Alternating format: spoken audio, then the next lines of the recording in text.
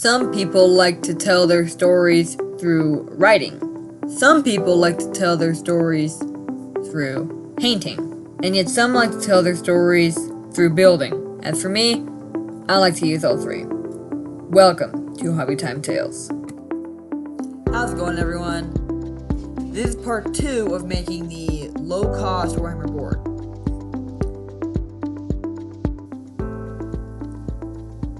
As I told you, I would tell you what those shiny dots were. In answer to one of the comments, they are indeed magnets. As you will see in just a sec.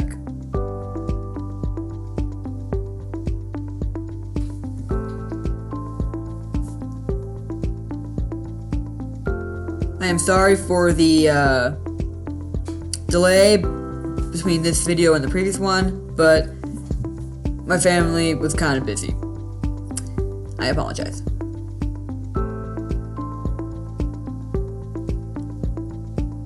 So here I'm making corresponding holes from the holes corresponding to the board in these pillars, which you will see the purpose of later. I found the perfect drill bit that was just the width of the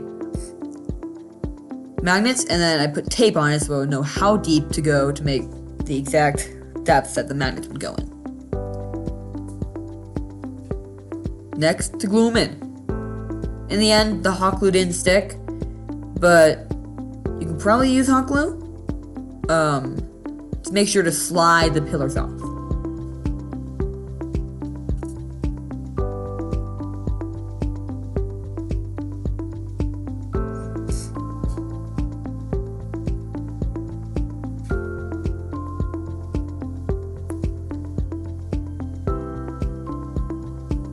Perfect.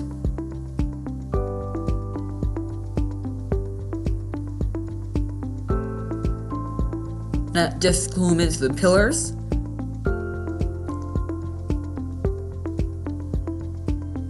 Now make sure you slide the magnets in so you know which side is which polarity. Yeah, polarity. And then glue on some cardboard so that the magnets don't come off. Hit him with some primer.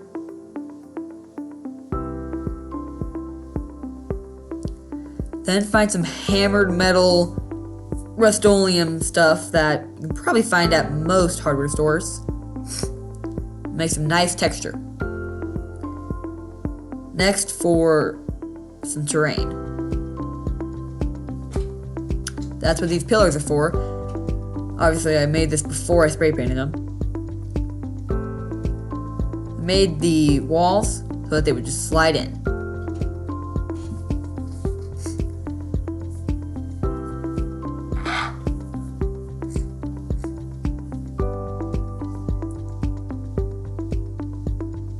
Come to the right length. On my board it's 5 inches. Those squares are all 5 inches. From the squares in the previous video were all 5 inches.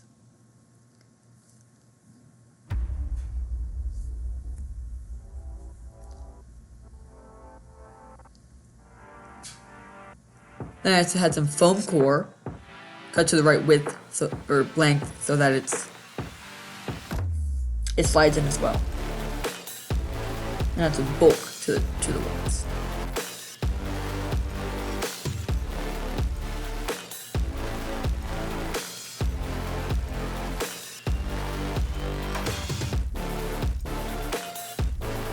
Glue it together with some hot glue.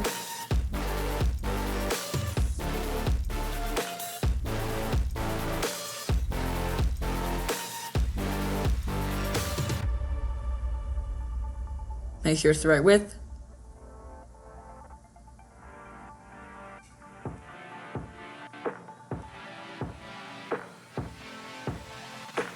Then, now to add a whole bunch of 3D printed bits, and some of them not 3D printed. Computer, crates, wall mounted, interesting looking electronics.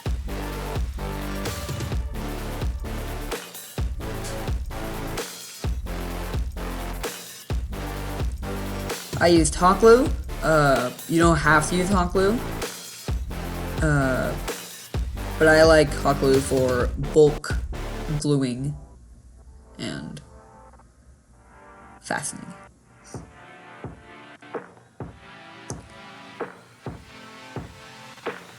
Add some cardboard panels to spice it up a little.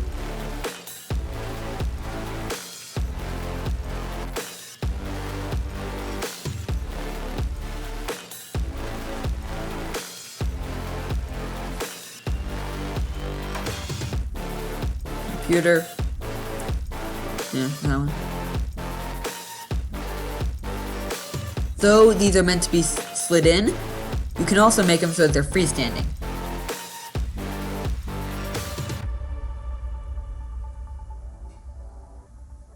So if you don't have access to magnets or a drill or whatever, you can just have them stand there.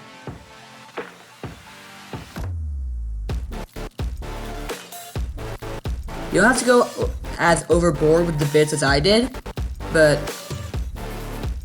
each new bit is more detail, and I like more detail.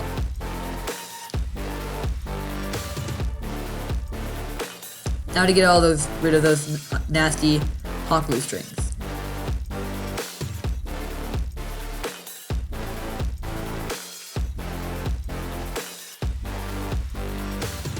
Prime it with some gray primer.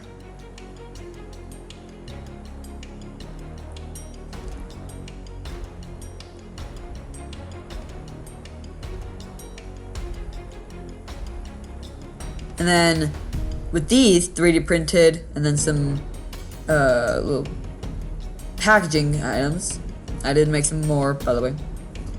And some the primed ones, and that same hammered metal.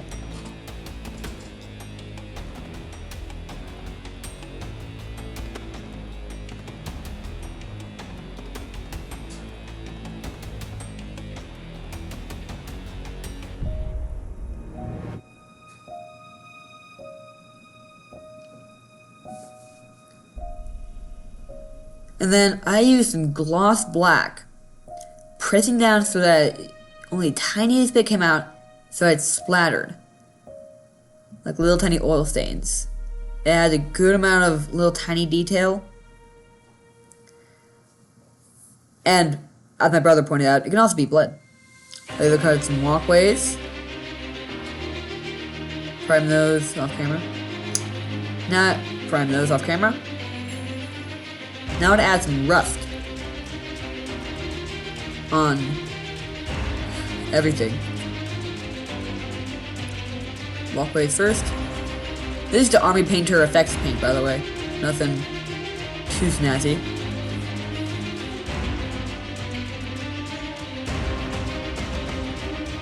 Stipple on rust in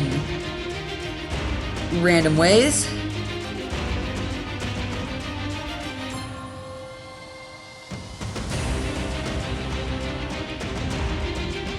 And arrange them in however you want.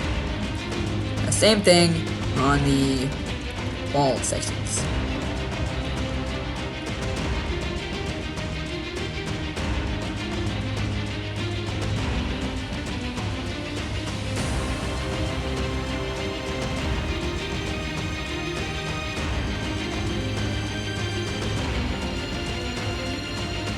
There's a lot of parts to put rust on, so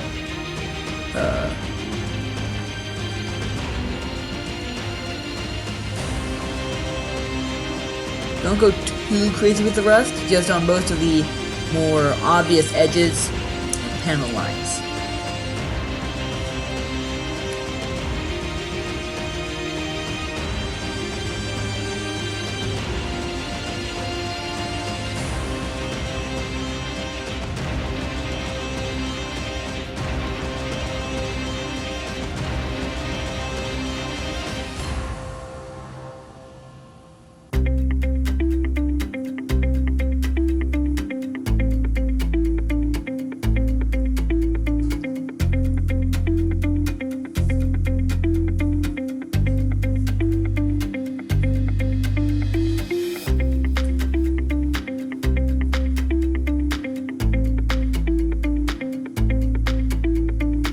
then do the other side.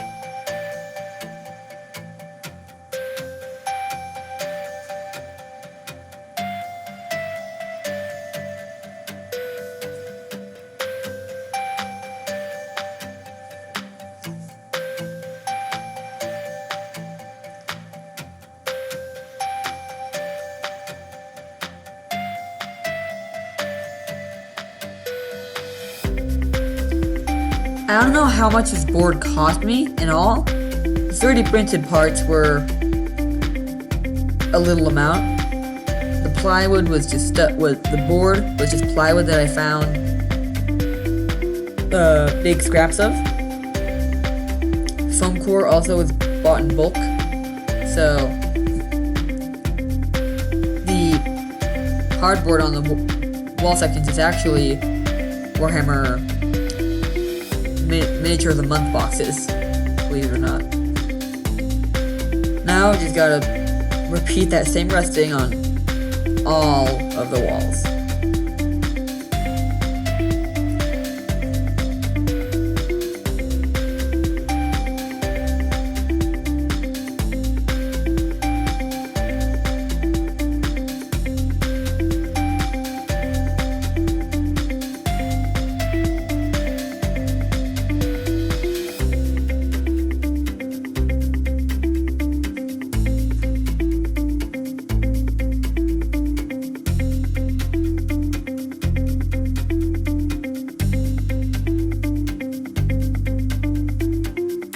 Next, I have a cool homemade landing pad. Put it up on some legs or some walls and add some bits. And then painted it. I also laser cutted some shipping containers. But I don't think I recorded that.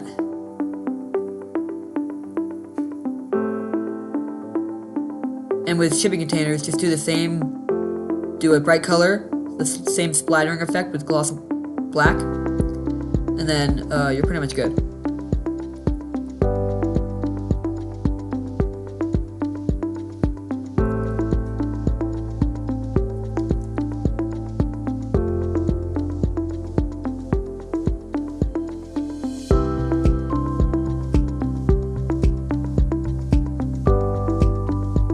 And with that, we're done.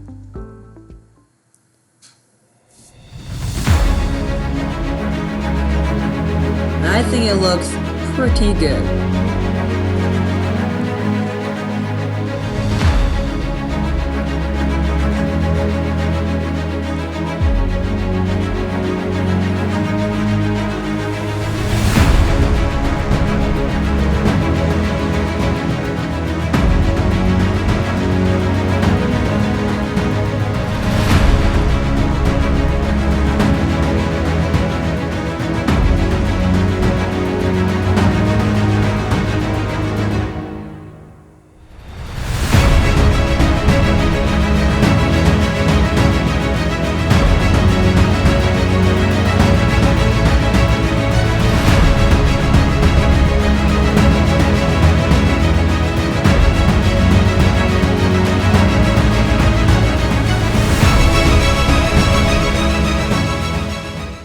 Thank you for staying to the end of the show. You've been a great crowd. If you have any tips, tricks or advice on how to do better, please leave a comment, and I'll see you in the next video.